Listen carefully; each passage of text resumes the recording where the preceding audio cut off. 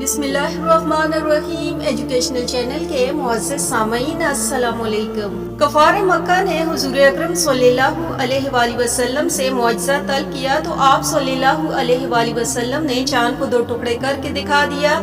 एक टुकड़ा जबल अबू कबीस पर नजर आया और दूसरा टुकड़ा जबल कईकान पर देखा गया। इस तरह चाँद को दोपारा करके हुज़ूर अकरम सल्लल्लाहु अलैहि वसल्लम ने कफ़ार मक्का को दिखा दिया और फरमाया कि तुम लोग गवाह हो जाओ। ये देखकर कफ़ार मक्का ने कहा कि मोहम्मद सल्लल्लाहु अलैहि वसल्लम ने जादू करके हमारी नजरबंदी कर दी है। इस पर इन्हीं की जमात के लोगों ने कहा कि अगर ये नजरबंदी है तो मक्का से बाहर के किसी आदमी को चांद के दो हिस्से नजर न आए होंगे, लिहाजा अब बाहर से जो काफले आने वाले हैं उनकी जुस्तजू रखो और मुसाफिरों से दरियाफ्त करो कि अगर दूसरे मकामात पर भी चांद शक होता देखा गया है तो बेशक ये मुआजिज़ा है।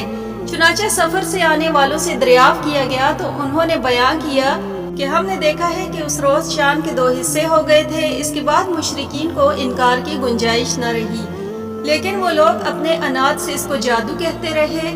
ये उज्ज अजीम सहा की हदीस कसीरा में मज़कूर और ये हदीस इस कदर दर्जे शोहरत को पहुँच गई है कि इसका इनकार अक्ल व इंसाफ से दुश्मनी और बेदीनी है।